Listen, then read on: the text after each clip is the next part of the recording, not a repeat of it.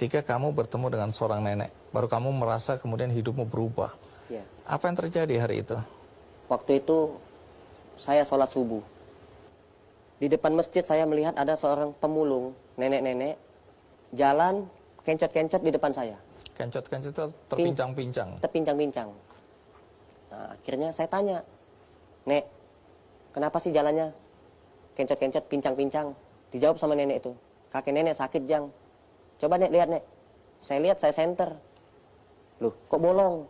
Saya tanya, nenek tinggal di mana? Kampung Pabuaran Wetan. Saya antar pulang. Setelah saya antar pulang, ada ibu-ibu lagi jemur pakaian. Saya tanya, Bu, saya ketemu nenek ini di depan masjid bawa karung, jalannya pincang-pincang, usianya 92 tahun. 92 tahun? Iya, sudah tua. Hidup di jalanan dengan Cari kondisi seperti itu. Jadi pemulung. Kemana keluarganya? Kok tega sekali? Saya emosi waktu itu. Melihat nenek itu seperti itu kan gitu. Nah, ibu itu jawab, nenek ini hidupnya sebatang kara.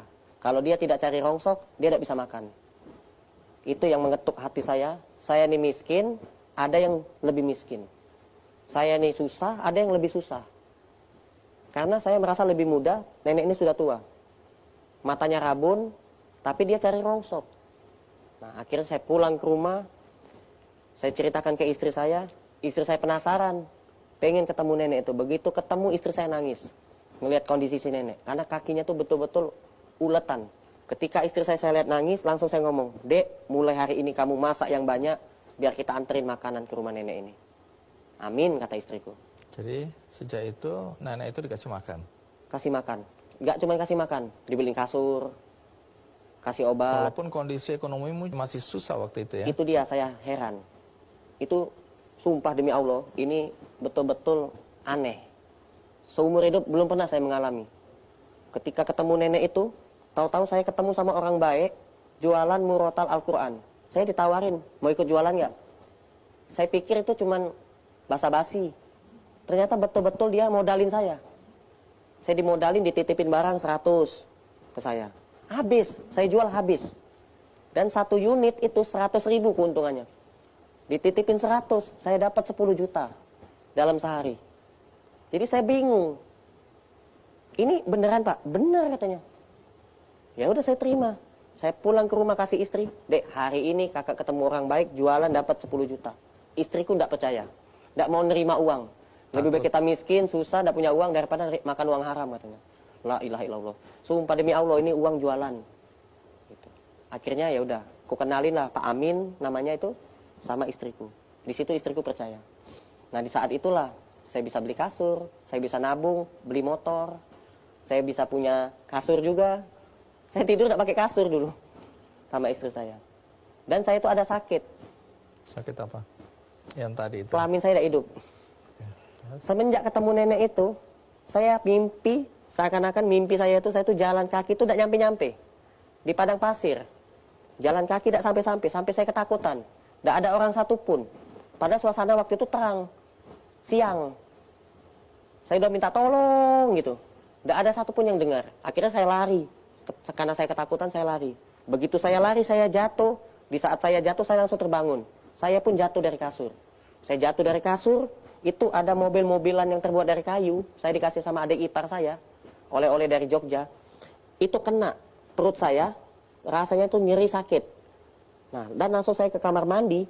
Begitu saya masuk kamar mandi, saya lihat hidup. Punya anak. Saya pikir saya tidak bisa punya anak. Seumur hidup saya nih, saya mandul. Saya tidak bisa punya anak. Akhirnya saya punya anak. Sekarang anak saya 3. Wow. Nah, bagaimana nasib nenek itu? Kalau diceritakan di video akhirnya meninggal ya? Sebelum nenek itu meninggal, nenek itu sempat nepak pundak saya. Nah, apa yang di dunia ini belum kamu miliki, nanti kamu miliki. Tepak lagi.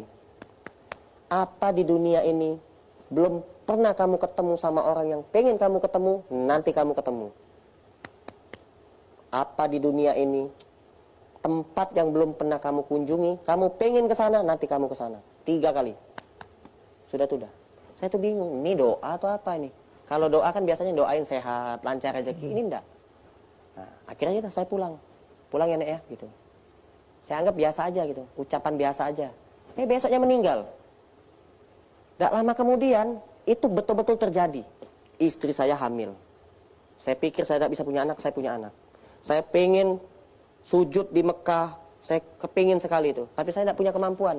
Saya diumrohin oleh seorang pembantu rumah tangga gratis. Jadi banyak keajaiban yang terjadi dalam hidupmu. Saya pun bingung. Terjadi. Saya tidak punya tempat tinggal, saya tuh rumah sepetak. Saya kepingin. Kalau saya punya rumah besar, saya di depannya itu saya mau bangun rumah makan gratis, seperti video tadi.